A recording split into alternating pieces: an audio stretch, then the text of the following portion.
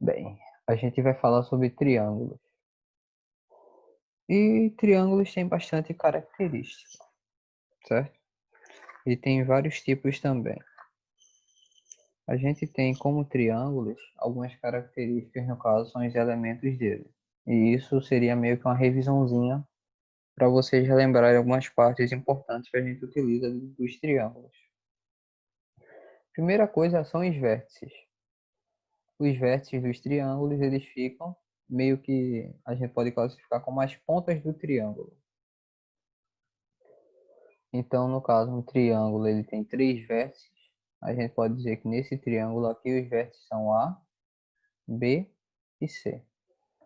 Alguns triângulos eles são representados por pontos aqui. Então daria para botar um pontinho aqui e um pontinho aqui. Os lados do triângulo vão ser justamente os segmentos que ligam esses pontos. Então a gente tem aqui, ó, o segmento que liga A até B, o segmento que liga B até C e o segmento que liga C até A. Esses três segmentos vão ser os lados do triângulo. Então, AB, BC e CA são os lados do triângulo. Os ângulos internos do triângulo vão ser justamente os ângulos que ficam dentro do triângulo. Se a gente pega dois lados e um vértice, a gente consegue fazer um ângulo interno para cada um deles.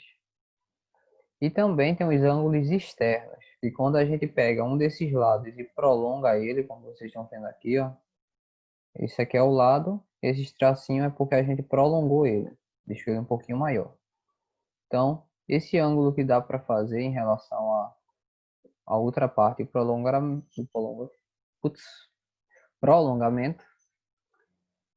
é os ângulos, no caso, externos, tá? São os ângulos externos. Porque a gente tem três ângulos externos para os três prolongamentos que a gente consegue fazer na reta. Na reta não, perdão, nos lados. Então a gente pode chamar aqui, nesse caso, nesse triângulo, o E1, E2 e E3 são os três ângulos externos. A gente vai ver algumas características em triângulos, os lados e os vértices também, tá? Primeira coisa que a gente pode dizer antes disso daqui é que os ângulos eles são classificados de duas formas, de acordo com seus lados, de acordo com seus ângulos. Então, dependendo dos seus ângulos, eles têm um tipo de classificação e dependendo dos seus lados, ele tem outro tipo de classificação. Às vezes, essas duas classificações podem se juntar. Capítulo 13, Sara. Valeu. Nada. Voltando. Então, o que é que a gente tem? Tem dois tipos de classificações e essas duas classificações são características, tá? Um triângulo pode ter essas duas classificações. Então, essas daqui são as classificações dos lados. Então, o triângulo, no caso isósceles, vão ser triângulos que têm dois lados congruentes. Vocês podem ver aqui, ó, nesse triângulo aqui, que esse lado em azul é igual a esse outro lado em azul também, tá? Esse tracinho tá mostrando que essas duas medidas aqui são iguais. Então, a gente pode dizer aqui que, neste caso, esse triângulo é isósceles porque AB é congruente a AC. E quando a gente tem, no caso, um triângulo que você já sabe que é isósceles, a gente vai ter algumas características específicas nele. Por exemplo, o ângulo formado pelos lados congruentes é chamado ângulo do vértice. Porque se você pegar esse lado aqui, eles fecham um ângulo bem aqui. Então, esse ângulo aqui é chamado ângulo do vértice. O lado oposto a esse ângulo aqui, que no caso, se a gente verificar, é meio óbvio para onde ele está, o que é o oposto dele, que é esse BC aqui, a gente vai chamar de base. Tá? E esses dois ângulos que ficam nessa parte, é os ângulos da base. Então a gente tem o ângulo do vértice, ângulo da base e a base. Então são três características que a gente pode ter para um triângulo isósceles.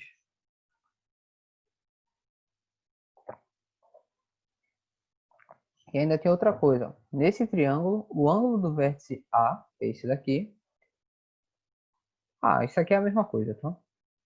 Nesse triângulo específico, o ângulo, obviamente, é o A, o ângulo do vértice. A base é o BC, como eu já disse. E os ângulos da base é o B e o C.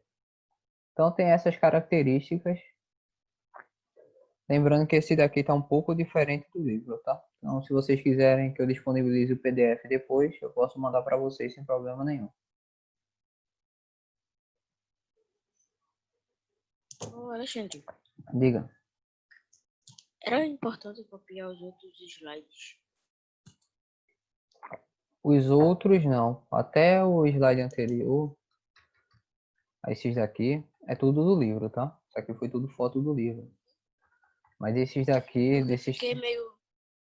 Porque eu fiquei meio seguro assim para copiar slide, porque eu não vi copiando depois. Eu copiei os últimos slides que eu copiei. Foi daquele antes de chegar em ângulos. Aí eu copiei isso daí. Aí eu fiquei só assistindo uma aula depois. Porque esses daqui de copiar. Mas olha, tudo isso aqui, todos esses conteúdos que a gente viu, toda essa parte aqui é tudo do livro. Todo esse conteúdo que a gente viu aqui é tudo do livro. Então, você vai encontrar igualzinho no livro. A única coisa que vai ter diferente seria o que eu falei. Aí o que eu falei, ou aquele slide específico, eu digo, pessoal, estou fazendo diferente do livro, tirem um print. Aí quando geralmente eu falo isso, é para vocês tirarem um print porque eu mudei alguma coisa do livro. Esse conteúdo aqui eu estou pegando externo ao livro. As definições são as mesmas, mas a figura é diferente, a forma que é colocada é diferente. Então, se vocês quiserem para pelo menos ter o slide para comparar com o livro, vocês vão ver que tem muitas mudanças aí, certo?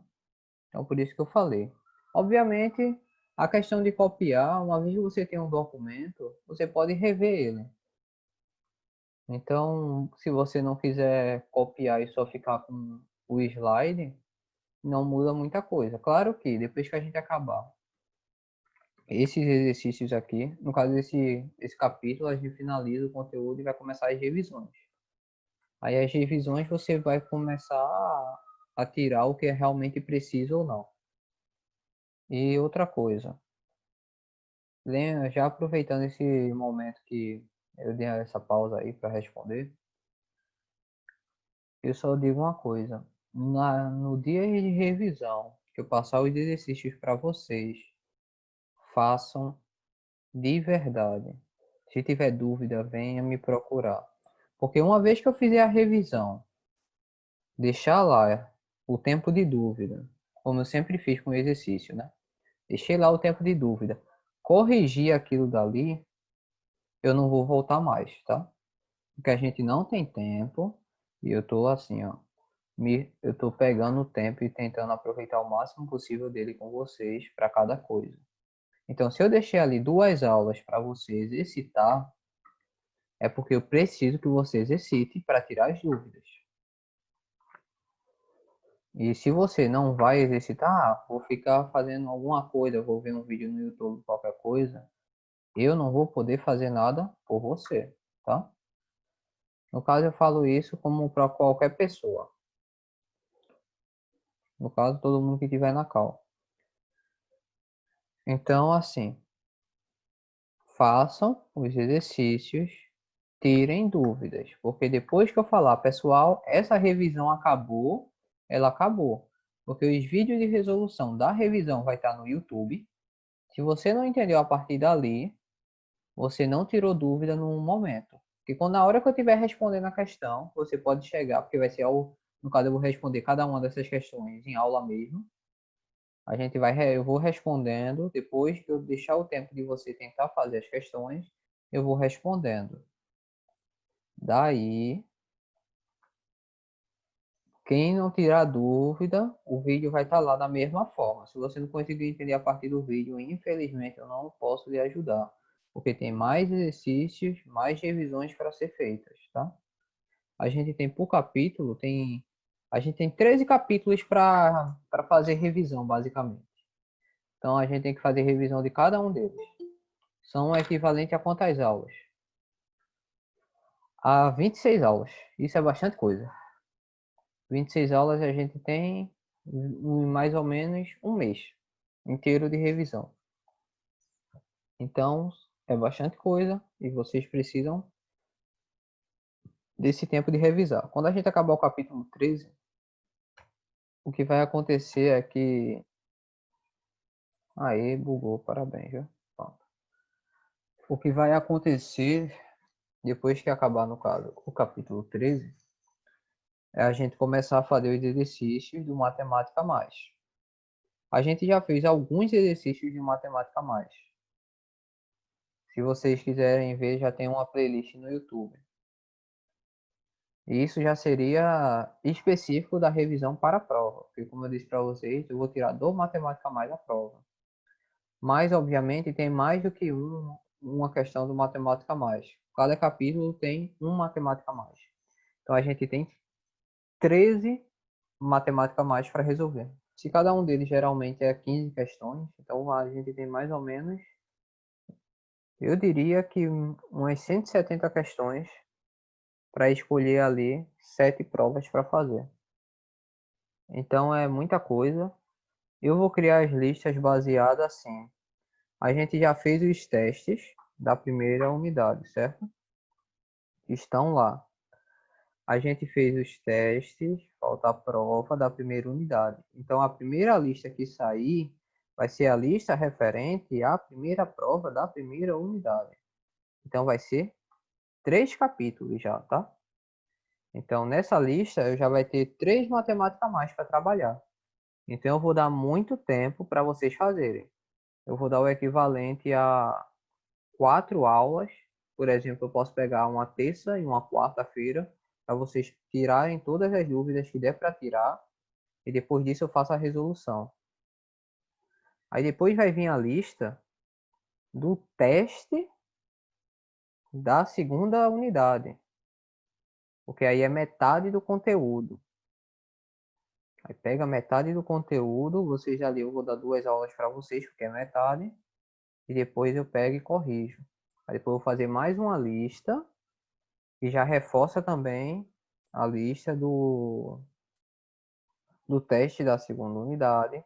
Aí é uma lista mais completinha, que seria para a prova da segunda unidade. Então eu vou separar assim: lista 1 para a prova da primeira unidade, lista 2 para o teste da segunda unidade, lista 3 para a prova da segunda unidade, e assim em diante para cada coisa. Então, durante o tempo que nos resta, a gente vai estar fazendo dessa forma, tá certo? Então, olha, fiquem de olho para vocês não se perderem. Quando cada lista vai ser resolvida depois, mas é importante que vocês façam, porque como eu disse, do momento que eu pegar e falar, acabou a revisão, acabou a revisão. Não vou tirar mais dúvida daquele conteúdo, a não ser que seja, por exemplo, perto da prova, daquele conteúdo ali, lá para depois. Quando chegar perto da prova, aí eu vou estar novamente falando um pouco sobre as listas, porque aí vocês têm que tá mais atento. Aí eu vou falar, olha, naquele momento ali, pronto. Vocês agora podem tirar dúvidas, se alguém ainda tem dúvida em relação à primeira lista da primeira prova da primeira unidade, vocês podem perguntar, podem vir no meu PV perguntar. Aí vocês vão lá, eu tiro as dúvidas, ou indico o vídeo da resolução da questão e falo, olha, nessa parte aqui eu fiz isso e isso, que é justamente sua dúvida, ou alguma coisa desse tipo, tá? Então tem todos esses poréns aí, mas eu conto com vocês para estar resolvendo as questões. Porque é aquele negócio, se eu der o tempo, você não tira dúvida, você não vier procurar, chegar na prova e tirar nota ruim, posso fazer nada não, viu? Só vou deixar passar. Depois dessa pausa longa, vamos já aqui continuar. Bem, sobre triângulos isósceles eu já falei tudo. Agora vamos sobre os triângulos equiláteros. Os triângulos equiláteros, eles são triângulos que eles vão possuir três lados congruentes. Então, se você reparar que esses três lados em vermelhos é complicado, né? Esses três lados em vermelho, eles têm a mesma medida. Então, ele passou um tracinho aqui para indicar que esses três lados têm a mesma medida. O que é que a gente pode verificar aqui, ó? Que, no caso, esse triângulo ABC, ele é um triângulo equilátero, pois essa medida desse lado AB é igual ao lado BC, que é igual ao lado CA.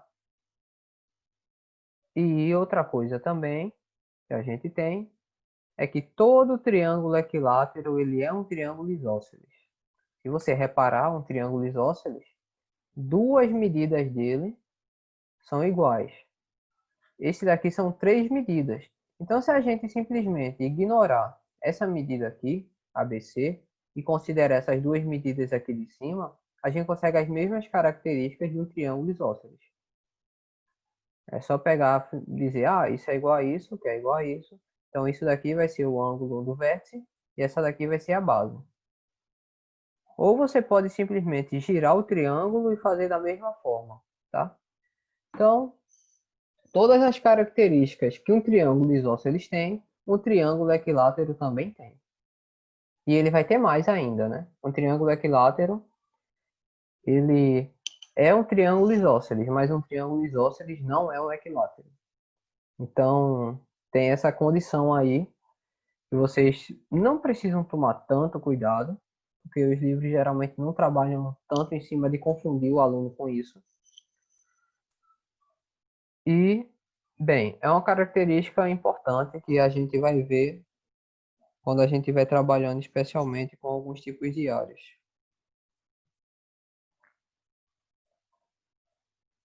Bem, e a gente tem os triângulos escalenos, que são triângulos que os três lados dele não são congruentes.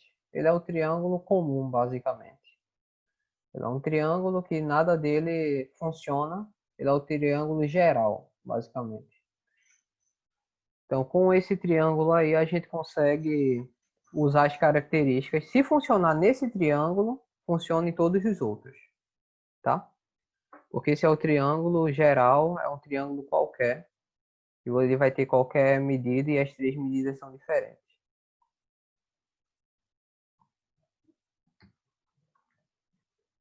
E agora a gente tem a classificação quanto às medidas dos ângulos. Como eu disse para vocês mais cedo, a gente tem a classificação dependendo dos lados e dos ângulos. Agora a gente está vendo as medidas dos ângulos. A gente tem aqui, no caso os triângulos acutângulos, eles vão ser os triângulos que possuem os três ângulos agudos. Ou seja, se você verificar esses três ângulos que estão aqui dentro, eles são ângulos de 90 não, menor que 90 graus, tá? E a característica de um ângulo agudo, para quem não lembra, é isso. Um ângulo agudo, ele é menor que 90 graus. Então, o acutângulo é uma referência a ângulos agudos. Esses três são agudos, logo esses três têm menos que 90 graus. Aí ele fala aqui, ó, que esse triângulo aqui é um acutângulo, pois essa medida A é menor que 90, essa medida de B seria o ângulo, tá? É menor do que 90 e a medida de C também é menor que 90. Então, essa é uma característica. A gente, no geral, não usa tanto assim essas características. O único triângulo que a gente realmente utiliza essas características quase sempre é o triângulo retângulo, por uma relação que Pitágoras descobriu, e no futuro a gente vai discutir sobre ela. A gente tem aqui triângulos obtusângulos. Eles são ângulos que possuem, eles são triângulos que possuem um ângulo interno obtuso, e apenas um, tá? A gente vai verificar depois, porque não pode ter dois, no caso, dois ângulos obtusos. Ou, por exemplo, dois ângulos retos, como a gente vai ver no retângulo. Então, o que é que a gente tem aqui? Se a gente for verificar esse triângulo aqui, ó, essa medida do B, ela é maior que 90 graus. Lembrando, para quem está esquecido, 90 graus é uma medida desse tipo aqui, ó. Tá? É uma medida bem reta. Ela faz essa parte como se fosse uma cruz. Se você fosse passar uma cruz aqui, ó, obviamente isso daqui ia estar bem menor em relação ao ângulo que está nessa outra parte. Então esse ângulo é maior que 90 graus. Então a gente pode considerar que esse B aqui é maior que 90 graus. Aí se esse B for maior que 90 graus, pronto, ele já é um obtusângulo. Ele tem um ângulo obtuso, ok? E a gente tem triângulos retângulos, que eles daí sim são triângulos importantes. São triângulos que possuem um ângulo interno reto. Então a gente tem esse triângulo aqui, esse triângulo, esse ângulo desse triângulo ele é um ângulo reto, como eu mostrei para vocês, ó. Ele é, como eu mostrei agora, né?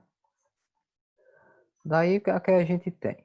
Que um triângulo retângulo, o lado oposto, ele vai ser chamado de hipotenusa. Isso aqui é uma característica, tá? Que a gente vai utilizar essa parte aqui que é oposta ao ângulo retângulo é retângulo não, perdão, ao ângulo reto do triângulo retângulo, ele vai ser a hipotenusa. Então, a hipotenusa, ou você também pode considerar a hipotenusa como o maior dos lados do triângulo. De um triângulo retângulo, tá? Lembrando que isso só vale para triângulo retângulo. Você chamar de hipotenusa uma coisa desse tipo aqui, não tá tão certo não. E, no caso, a medida de B é 90 graus. E outra coisa que a gente vai ter também são os catetos. Então, se esse daqui é a hipotenusa, esses dois que são menores do que ela vão ser chamadas de catetos. Em um triângulo, no caso, no triângulo retângulo, nesse daqui, AB e BC são os catetos e AC a hipotenusa. Aí vem essa pergunta aqui, ó. Será que em um triângulo pode ter dois ângulos internos obtusos ou dois ângulos internos retos? O que vocês acham? Será que um triângulo ele pode ter dois ângulos internos retos ou dois ângulos internos obtusos?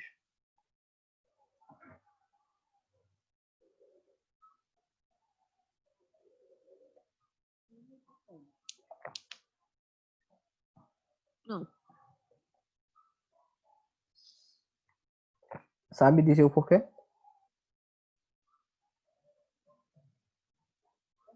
Não. O porquê é mais simples do que parece. Para isso, eu quero mostrar uma coisa primeiro. A construção, então, vamos tentar fazer aqui uma construção de um triângulo. Como a gente poderia fazer? Primeira coisa que a gente pode fazer é pegar um segmento, certo? Pronto, peguei esse segmento. No caso, um deles, a gente disse que os dois vão ser retângulos, certo? Então, eu vou pegar aqui, ó, ângulo com amplitude física. Eu vou pegar isso aqui como base. Eu acho que vai dar. Pode ser. Pega isso aqui como base e coloca aqui. E como a gente quer 90 graus, eu vou colocar aqui, 90 graus. Ok. Agora, se eu fizer da mesma forma do outro lado, eu sabia que ele ia fazer isso, mas não era isso que eu queria não. Espera aí. Então eu vou fazer o seguinte, eu vou pegar uma reta, que eu acho que uma reta vai representar melhor o que eu quero. Tá. Com esse ângulo de amplitude física com 90 graus, a gente consegue uma coisa aqui. E se eu pegar outro ângulo com amplitude física de 90 graus, a gente consegue uma outra coisa de 90 graus aqui. Se a gente for passar os segmentos disso daqui, é uma coisa mais ou menos desse tipo. Como é que a gente vai fechar um triângulo numa situação dessas? Porque ele tem que ser 90 graus. Se eu colocar aqui, isso perde o segundo, no caso, o segundo ângulo de 90, porque a gente vai partir esse ângulo. Porque assim como esse lado tem 90 graus, esse outro lado aqui, o que? Tá, ele deu uma arredondada para quase 90 graus. O que é muito estranho na real, porque se aqui tem 90 graus, aqui tinha que ter 90 graus. Que é isso, Georgelo? Não desafia a matemática não, meu filho. Mas tá, considerando que essa aproximação que ele fez não foi uma aproximação feliz, isso daqui, esse ângulo interno, ele tem que ter 90 graus, tá? Então tem esse problema de a gente pegar e fechar um triângulo que tenha mais de 90 graus. Porque a gente não consegue fechar. Pelo simples fato que se a gente fechar, deixa de ser um triângulo, vira um quadrilátero, vira um quadrado, não um quadrado, mas vira um quadrilátero, vai ter 4 lados. Então a gente não consegue fechar, neste caso, um triângulo que tenha 2 lados como 90 graus, tá? E a gente vai verificar o porquê isso daí um pouco mais à frente. A mesma coisa para os obtusos.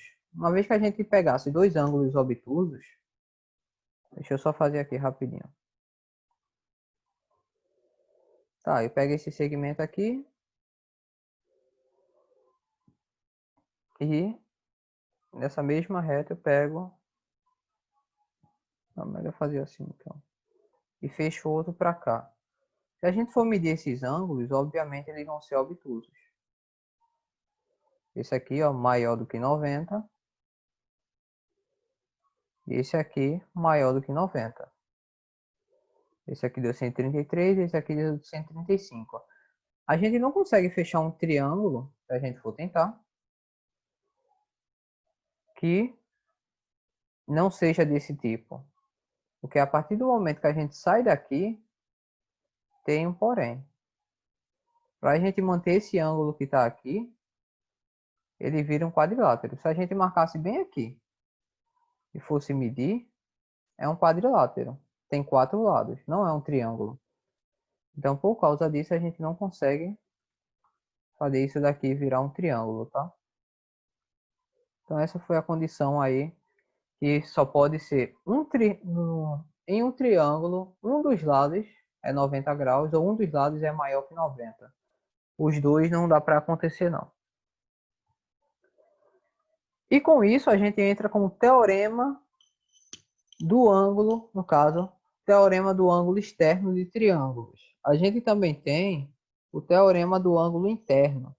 Para quem não lembra, a soma dos ângulos internos tem que dar 180 graus. Isso é um ponto importante, porque pela aquela prova que a gente fez, é justamente uma das justificativas que a gente pode dar porque um triângulo ele não pode ter 2 lados maior que 90 graus.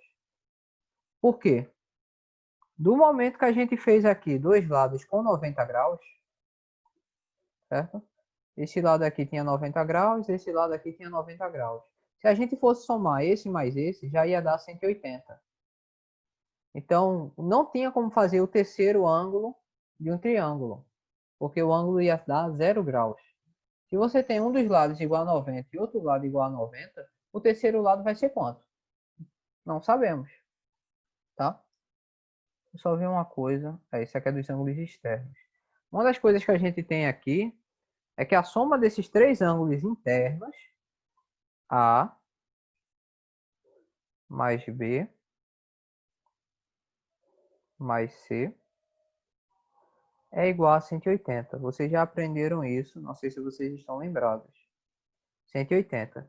Se esse A fosse 90 graus e esse B fosse 90 graus, então 90 mais 90 ia dar 180. Então esse ângulo C, ele tinha que ser zero. Só que ângulo de 0 graus, ou ele não é nenhuma coisa, ou ele é uma volta completa.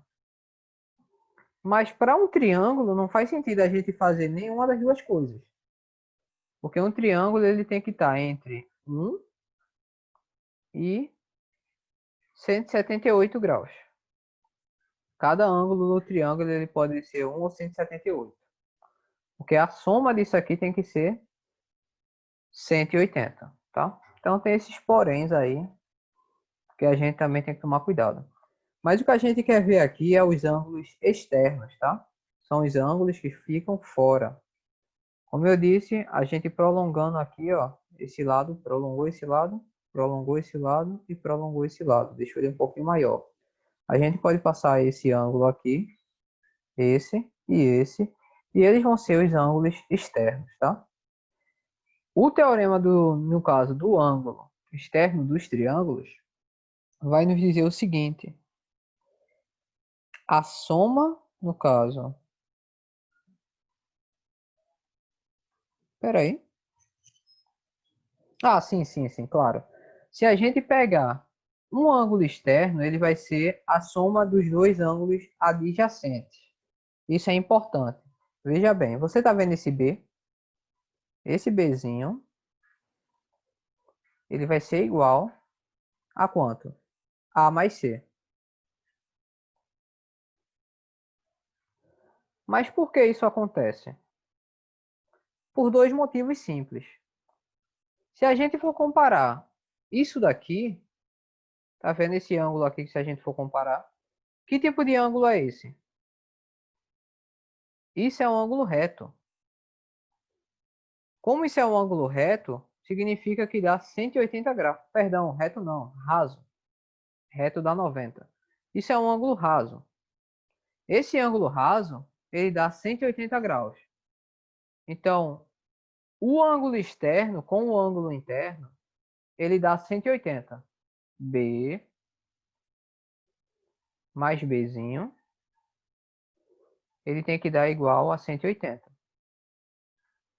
Porém, se você for contar, como eu já mostrei para vocês, que B mais A mais C também tem que dar 180, então aí a gente tem que, olha, B mais Bzinho é 180 e B mais A mais C é 180. Então, a única forma dessas duas coisas acontecer é se Bzinho for igual a A mais C. Então, isso vai acontecer sempre, tá? Se fosse esse C aqui, ó, esse C também vai ser igual a B mais A, que seria o Czinho, né? E esse A, o Azinho, ele vai ser igual a B mais C.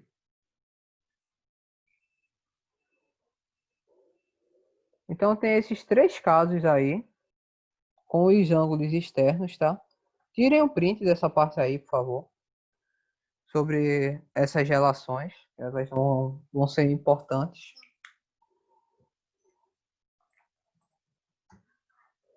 E aqui mostra melhor como poderia ser representado, tá? A gente tem aqui, ó, esse é o ângulo externo, que seria alfa mais beta, e aqui seria alfa e beta. Então, o ângulo externo é sempre a soma dos outros dois. É uma relação simples, mas pode ser um pouco complicada, porque a gente não está utilizando tanta coisa. Uma outra coisa que a gente tem também é a soma dos ângulos externos de um triângulo. Se a gente pegar esse A mais esse C mais esse B, ele vai ter que dar 360. Então, A mais B mais C, ou Azinho mais Bzinho mais Czinho, isso dá 360. Então, essa daqui é uma outra relação importante que a gente pode utilizar para calcular algumas coisas, ok? Então, olha, anotem isso daí. Isso daqui dá para ver no GeoGebra, mas eu acho que, assim, dá para visualizar sem problema nenhum. Eu vou até fazer uma construção aqui para mostrar melhor. Ah, antes disso, tirem o print dessa parte aqui. Isso aqui também, porque como eu estou anotando agora, teoricamente não está. Pronto.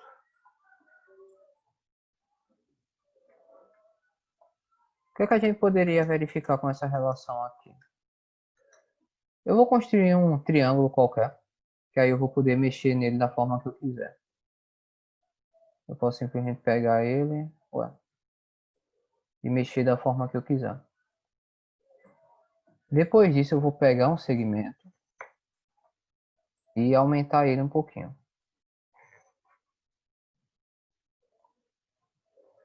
Eu queria ter certeza se isso aqui tá certinho, porque se ele tiver errado, se você der um zoom, você descobre, ó. Não tá tão certinho, então os cálculos dariam errado. Deixa eu ver o que é que eu posso fazer em relação a isso. Segmento de comprimento físico.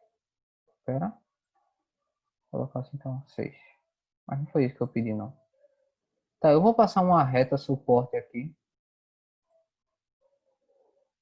De cada um. Semi-retas, para falar a verdade. Esse aqui seria o prolongamento desses lados, tá? Cada um eu prolonguei. Mas, se eu mexer, eu ainda posso mexer todos os prolongamentos, que é o que eu quero. Então, o que é que eu vou fazer? Eu vou fazer 3 ângulos aqui, que são os ângulos externos. Ah, mas eu vou precisar de 3 pontos também. Vou colocar um ponto aqui, outro aqui e outro aqui. Daí, quando eu for calcular os ângulos externos,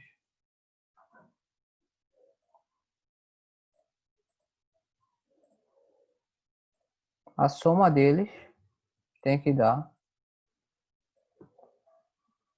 180. 180 não, perdão, 360. Então a gente tem aqui, ó, 3 ângulos externos e agora eu vou tentar fazer a soma de cada um. Agora o problema é somar os 3. Deixa eu ver se no texto funciona.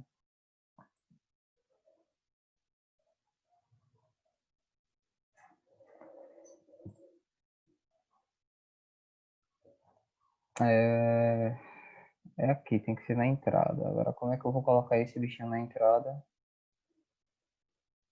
Fica difícil saber. Vou tentar assim. Alfa mais...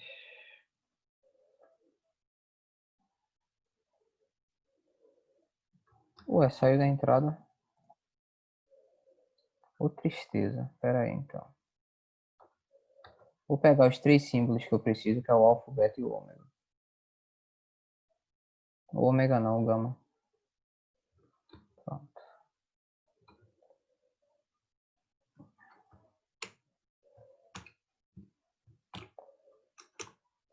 Pronto. Vocês viram que eu somei aqui esses 3 ângulos, que é o alfa, o beta e o gama. Quando eu somei esses 3 ângulos, vocês podem ver que deu 360 aqui, ó. Não sei se está se não está grande o suficiente para vocês visualizarem aí, tá? Mas deu aqui 360. Pessoal, vocês estão aí? Sim. Tá. Dá para ver aí o 360 aqui?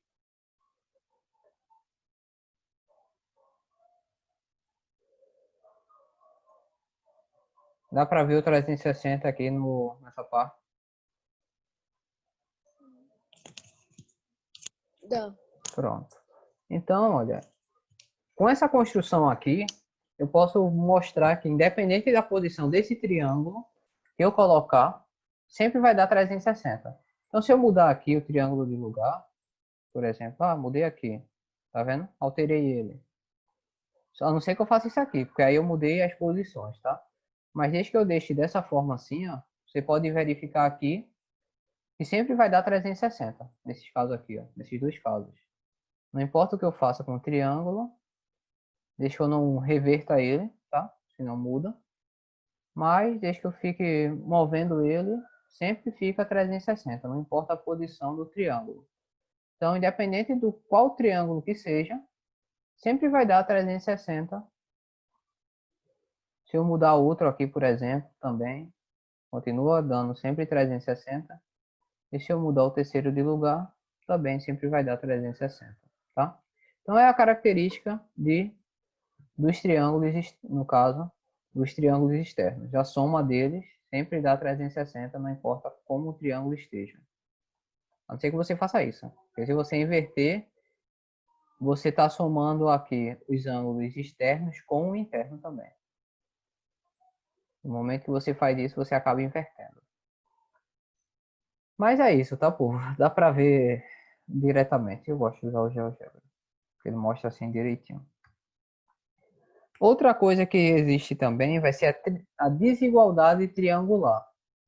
A desigualdade triangular, ela mostra uma coisa que vai ser meio útil para a gente. Para mostrar por que um triângulo ele vai existir ou não, tá?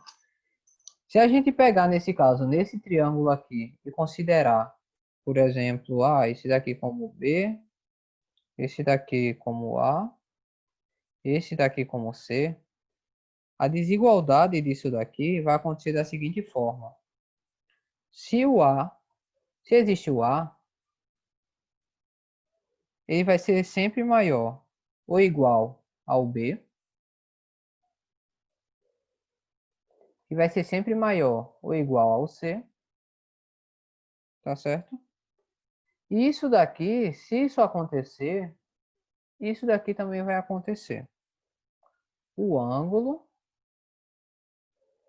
vai ser maior ou igual ao outro, e vai ser maior ou igual ao outro, tá?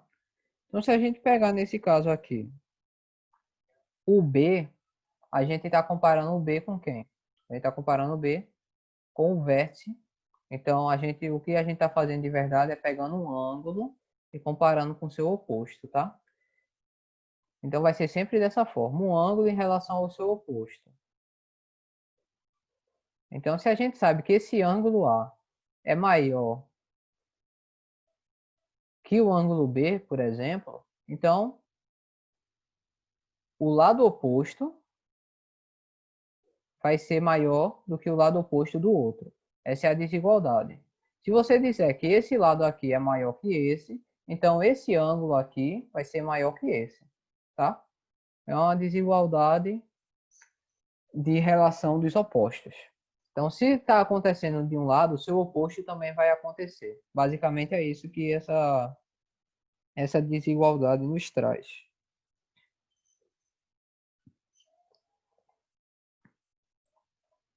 Daí, o que é que a gente tem a partir disso? A gente vai conseguir a condição de existência de um triângulo. Um triângulo ele só vai existir de verdade se a gente utilizar o seguinte: se o A for menor que B mais C, se o B for menor que A mais C, e se o C for menor que A mais B. E por quê?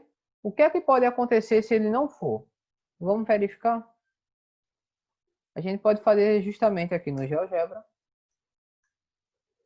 a seguinte coisa.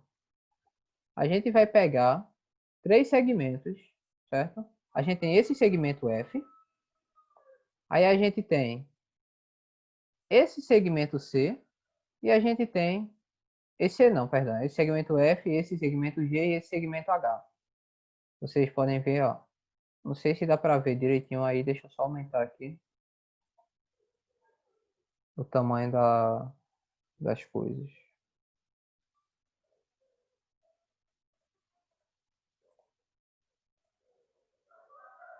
Ah, que pena.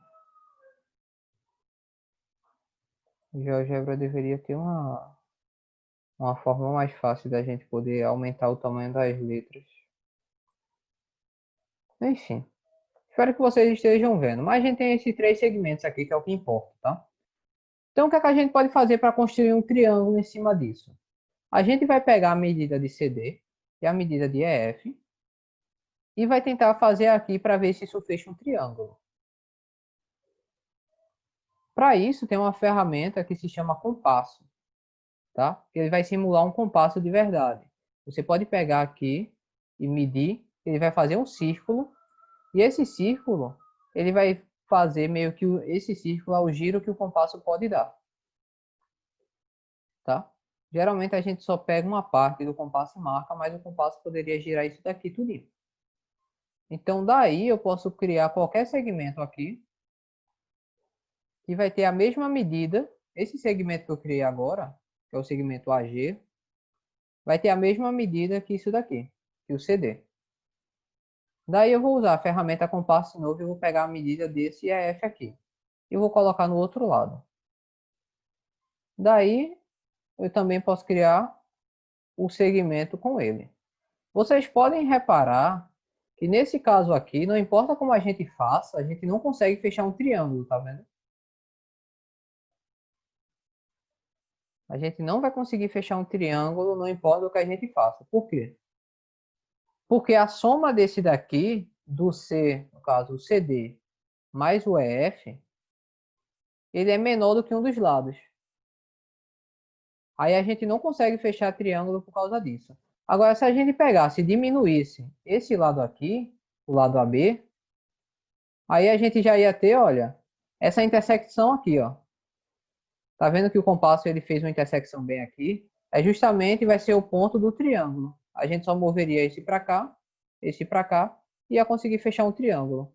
Então, só dá para construir um triângulo se um dos lados for menor que a soma dos outros dois.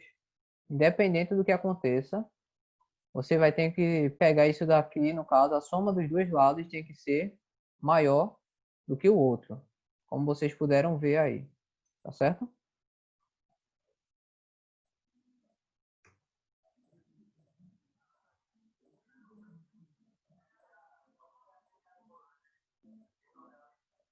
Agora vamos continuando aqui. O livro ele passa sobre como construir, no caso, como construir um triângulo usando régua e compasso. Porém, como a gente está em tempo de quarentena, eu não posso fazer essa atividade com vocês diretamente. Eu vou tentar fazer essa construção de um triângulo no GeoGebra utilizando o passo a passo que o livro passa. Primeiro ele diz, né?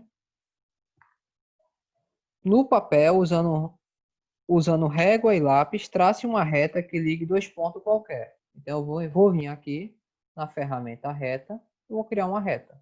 Pronto. Tem uma reta aqui e tem dois pontos qualquer aqui. Posso até aumentar eles aqui sem problema nenhum.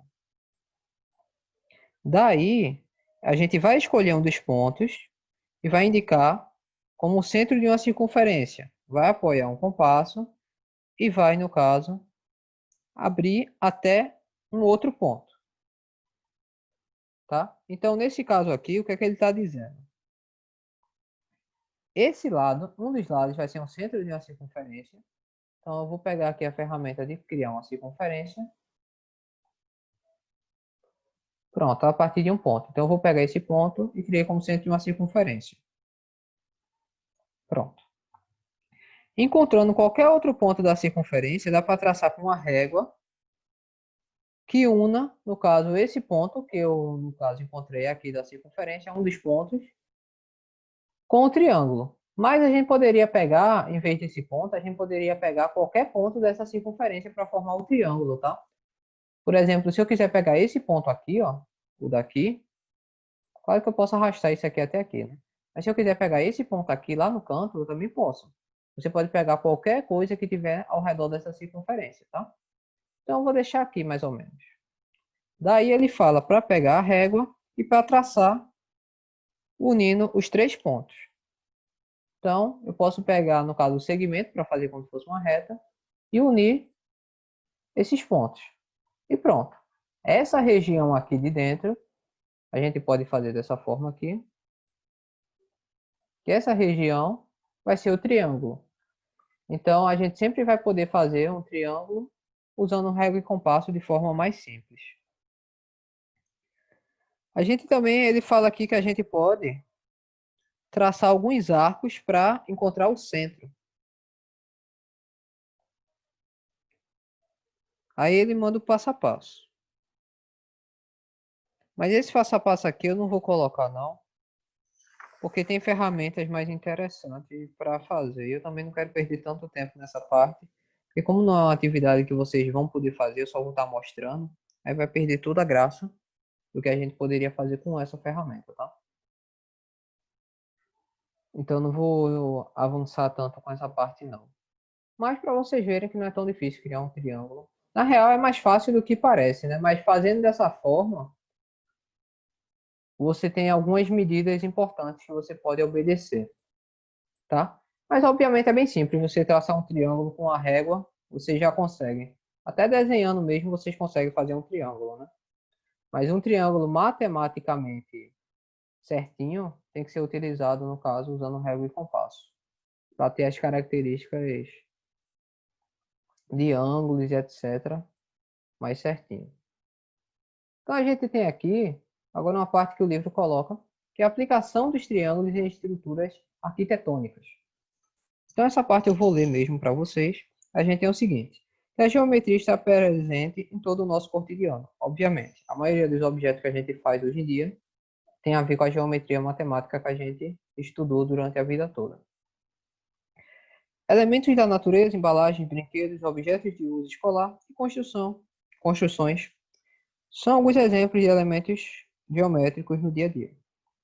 Se observarmos algumas obras históricas, como as pirâmides do Egito, como vocês podem ver aí, inclusive é a mesma foto que tem no livro, aparentemente, ou quase isso. Uma coisa que não dá para notar, não sei se vocês já pararam, no livro dá para notar melhor, mas isso daqui é uma outra pirâmide, então. Vocês conseguem perceber que aqui tem uma outra pirâmide?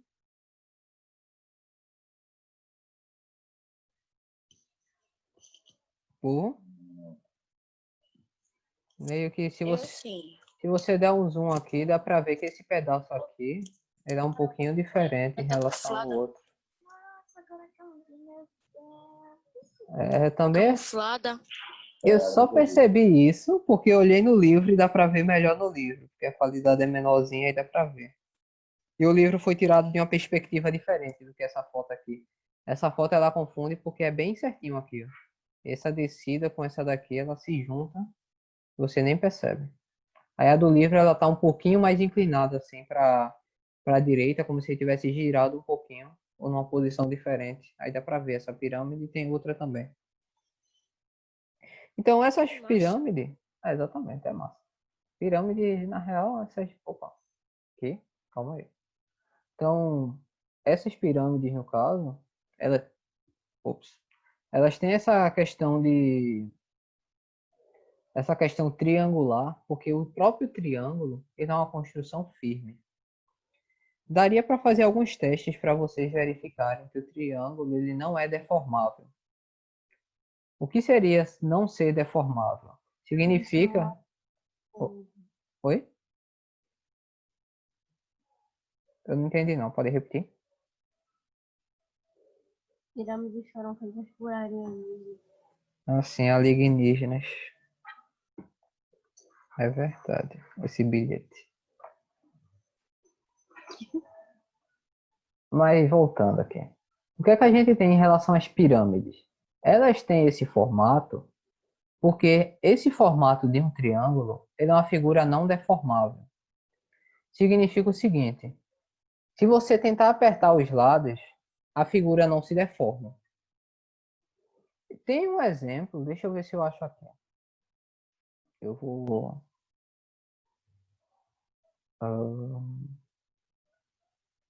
pausar aqui e pausar para vocês. Deixa eu ver se eu acho lá no YouTube ou no Google da vida.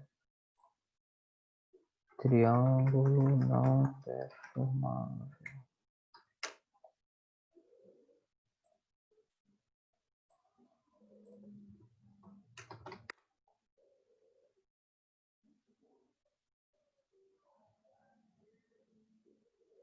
Tá. Porque tem um gifzinho que eu tinha antigamente que mostrava isso direitinho. E o triângulo ele não deforma se você apertar ele. Ele é capaz de quebrar a estrutura, mas ele não vai deformar.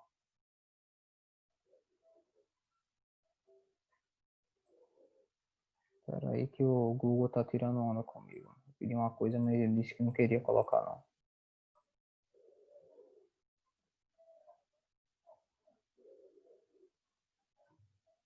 Triângulo animado.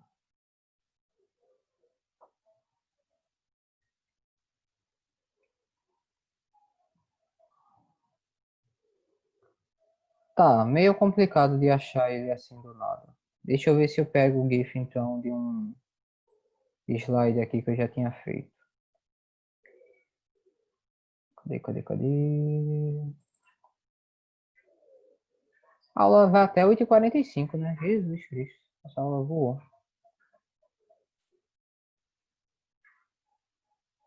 Tem 20 minutos. Né? Achei. Tá. Deixa eu abrir aqui para vocês, então.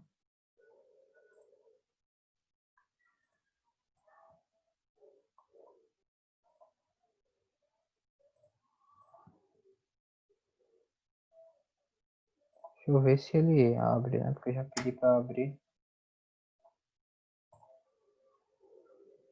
Deixa eu resumir aqui também.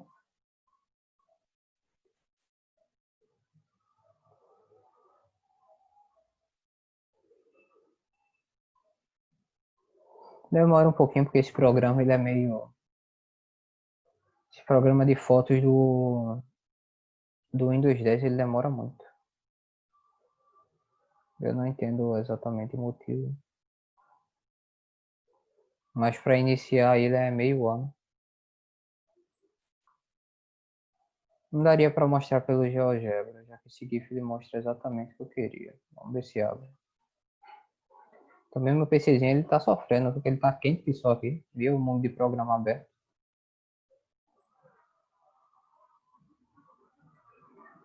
Tá, enquanto o programa aqui não abre, deixa ele ter o tempo dele. Deixa também o caminhão ter o tempo do caminhão, né? Tem que dar tempo ao tempo.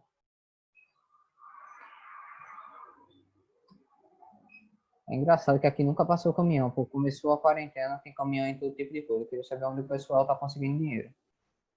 Uma outra coisa que tem em relação a triângulo, no caso, o livro diz o seguinte, que o envolvimento da geometria na arquitetura é primordial para que as construções se estabeleçam. Inúmeras delas utilizam a aplicabilidade dos triângulos para sua estruturação. Consequentemente, a utilização de cálculos matemáticos, né? Uma vez que você precisa ter tudo direitinho, matematicamente falando, para dar certo. A gente pode ver cálculos no caso, na área das medições de áreas de perímetros, regiões angulares e medidas de determinação de espaço. Um dos exemplos são esses dois prédios, que no caso um é um hotel e o outro é só uma pirâmide que fica num pátio, é meio que tem uma fonte na frente dele, mal bonitinha, de manhã dá para ver ele totalmente refletido. Em Paris. É em Paris mesmo, França. Não, Paris é a cidade, né, pô? França é em Paris, não é não Paris na França, não faz sentido. Mas é em Paris. Quem já viajou para Paris já pode ter passado por aqui. E tem esse hotel aqui, que deve ser um hotel muito da hora.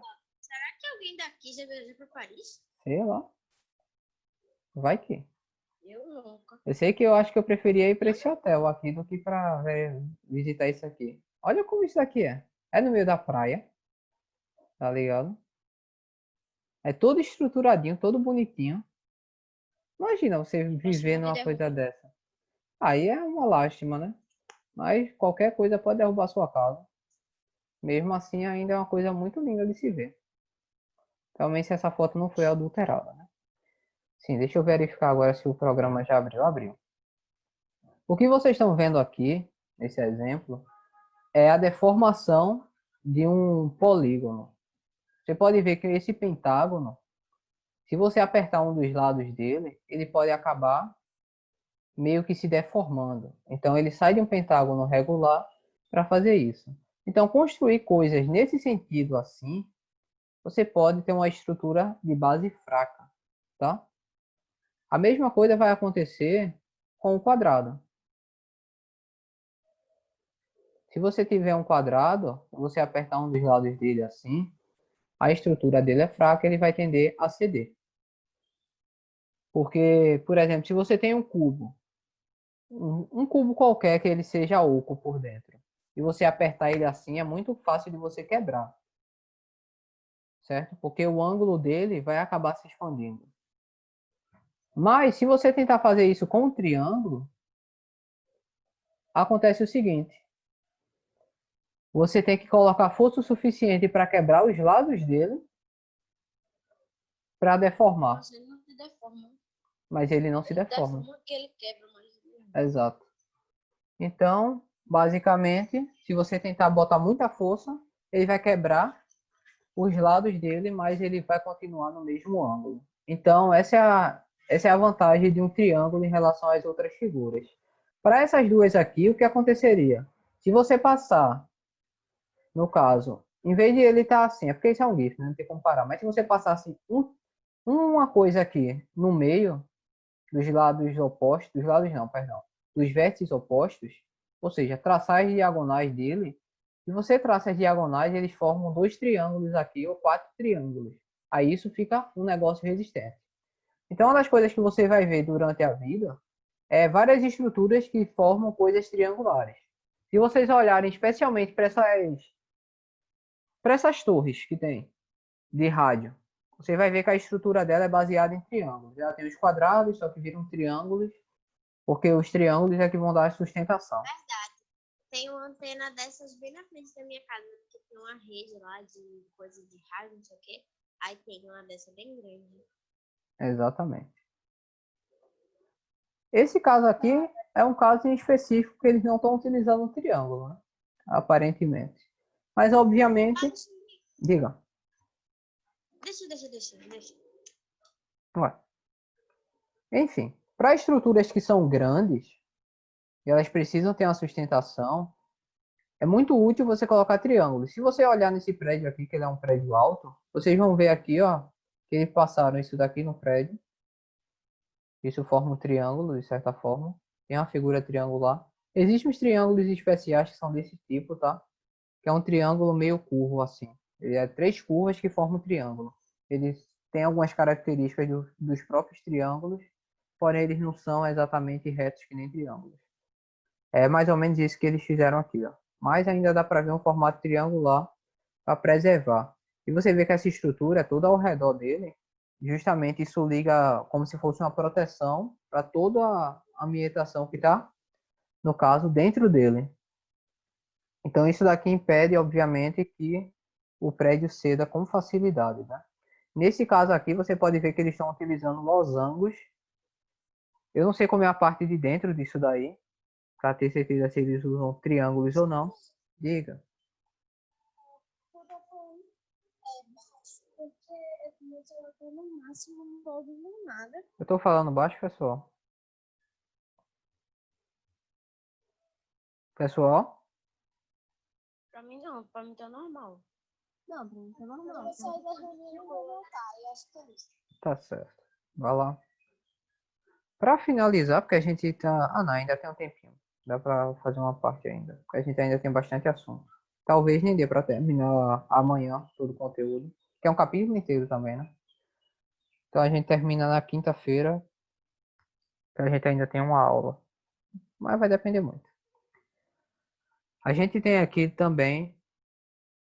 Ah, pera, eu já pulei um pouco. O livro ele passa uma parte, mas ele fala um pouco de Pitágoras. Pitágoras foi um grande matemático e filósofo da Grécia Antiga e é apreciado até hoje pelos matemáticos, principalmente odiado pelos alunos. Contribuiu expressamente para os conhecimentos matemáticos e filosóficos de sua época. Ele afirmou que as estrelas e a Terra giravam em torno do Sol. Então a primeira pessoa que chegou e disse isso foi Pitágoras, lá na Grécia. Mesmo sem saber nada, tá? Então ele também afirmou que a Terra era esférica. O pessoal da Terra plana chora agora, né? Vocês Eu li no conhecem alguém Instagram. que realmente deve ter uma vista na Sabe o que é engraçado? Eu sei. É que Eu o... vi no Instagram que cerca de 11 milhões de brasileiros ainda acreditam que a Terra é plana. Para você ver, né? O matemático antigo de não sei quantos anos antes de Cristo, só com o pensamento dele e os cálculos de matemática, nenhuma tecnologia para isso, ele já falava que a Terra girava em torno do Sol e que a Terra era esférica.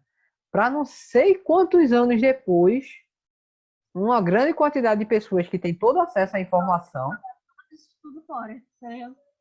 para dizer que é mentira, pô.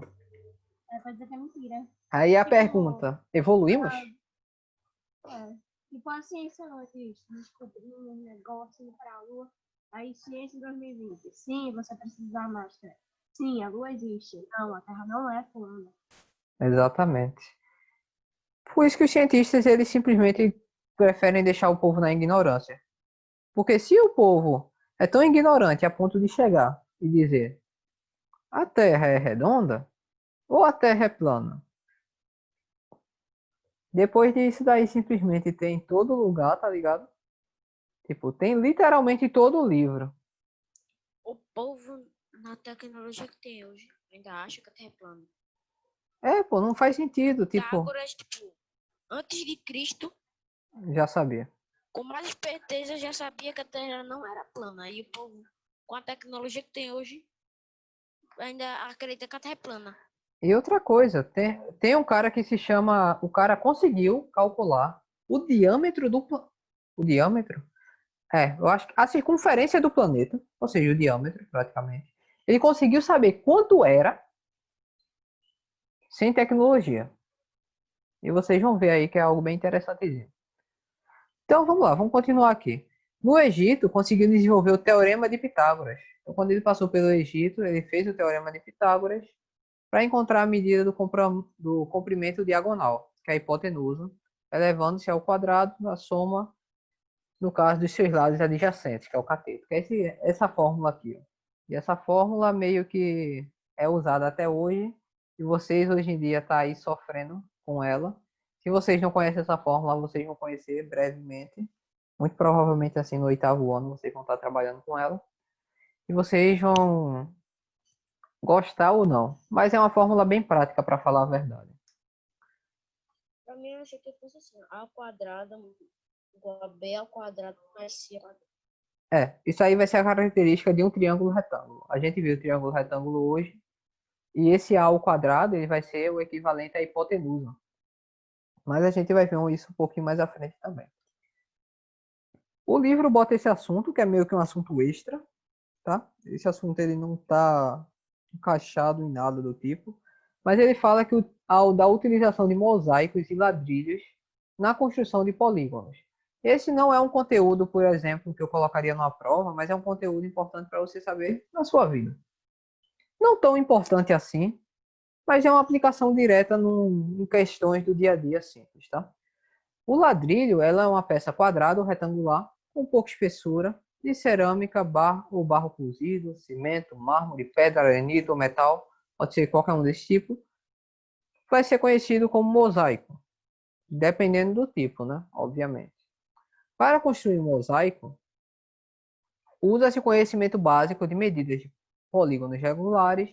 Não vai ter um cálculo para sua construção, já que vai ser uma coisa artística. Porém, se a gente quiser construir um ladrilho quadrangular com polígonos triangulares, vão utilizar, no caso, peças para se traçar diagonais. Ou seja, dependendo de como você quiser mudar o seu ladrilho para fazer um mosaico, você vai ter que utilizar algumas características do teorema de Pitágoras. Com esse teorema, a gente pode pegar, no caso, nesse caso aqui eu já vou dar uma pulada, tá? Já que isso aqui está no outro slide. Você está vendo isso aqui, é como se fosse um ladrilho. O que é que você pode fazer aqui? Você pode cortar fazendo a diagonal BD ou a diagonal AC, certo? Imagine que esse ladrilho tenha 20 centímetros. Usando o teorema de Pitágoras aqui, a gente pegaria esse lado, vai ser igual a esse lado ao quadrado mais esse lado ao quadrado. Então seria, basicamente, se a gente fosse fazer aqui, a gente teria que D.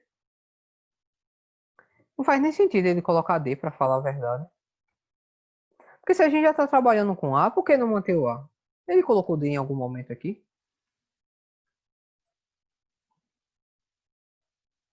Não. Isso fica um furo meio estranho, porque o D não deveria estar aqui. Isso deveria ser um A. Eu vou anotar isso também. Eu tirei print. Tem no livro, tá? Essa parte aí é do livro específico. Eu vou anotar porque assim. Esse exemplo aqui. Porque a página é 240.